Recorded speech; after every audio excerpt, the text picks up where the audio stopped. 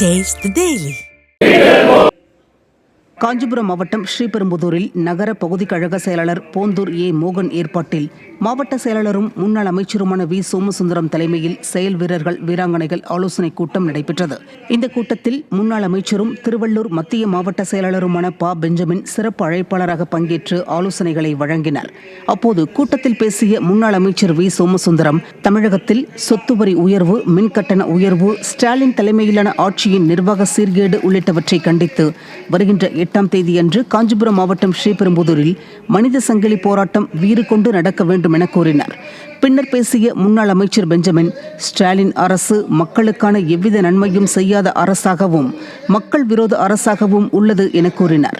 இந்த நிகழ்வில் ஸ்ரீபெரும்புதூர் முன்னாள் சட்டமன்ற உறுப்பினரும் குன்றத்தூர் ஒன்றிய கழக செயலாளருமான மதனந்தபுரம் கே பழனி, மாவட்ட துணை செயலாளர் போந்தூர் செந்தில்ராஜன், டாக்டர் ஜி பிரேம்குமார், பிரசித்தா குமரன், இளைஞர் இளம்பெண்கள் பாசறை மாநில துணை செயலாளர் இருங்காட்டுக்கோட்டை சிவக்குமார், பிள்ளைப்பாக்கம் ஊராட்சி மன்ற தலைவர் காயத்ரி வெங்கடேசன் உள்ளிட்ட ஏராளமான அதிமுக நிர்வாகிகள் கலந்து கொண்டனர்.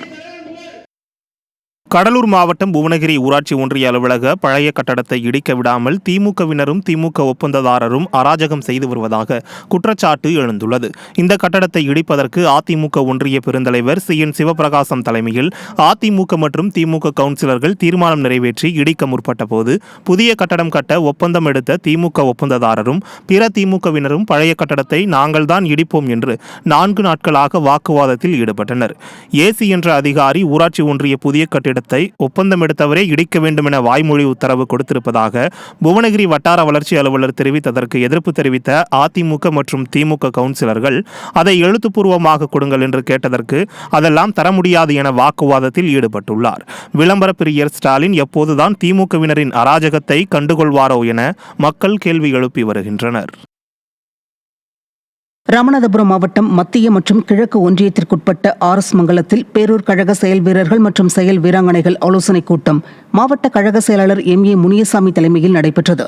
இந்த கூட்டத்தில் முன்னாள் அமைச்சரும் கழக அமைப்பு செயலாளருமான G பாஸ்கரன், கழக அமைப்பு செயலாளர் சுதா கே பரமசிவம் ஆகியோர் கலந்து கொண்டு சிறப்புரையாற்றினர். அப்போது பேசிய மாவட்ட கழக செயலாளர் MA முனியசாமி, விளம்பர ஸ்டாலின் ஆட்சியில் தமிழகம் போதை மாநிலமாக திகழ்வதால் பெருமளவில் இளைஞர்கள் பாதிக்கப்பட்டுள்ளதாக தெரிவித்தார். இந்த கூட்டத்தில் கழக MGR மன்ற துணை செயலாளர் KC ஆணிமுத்து, தகவல் தொழில்நுட்ப அணி மண்டல செயலாளர் சரவணகுமார், மாவட்ட கழக MGR மன்ற செயலாளர் EMS ஷாகுல் ஹமீத், RS மங்கலம் மத்திய ஒன்றிய செயலாளர் பழக்கருப்பையா, மேற்கு ஒன்றிய செயலாளர் ராஜா, கிழக்கு ஒன்றிய செயலாளர் திருமலை காந்தி உட்பட மாவட்ட ஒன்றிய கிளை கழக நிர்வாகிகள் மற்றும் தொண்டர்கள் ஏராளமானோர் கலந்து கொண்டனர்.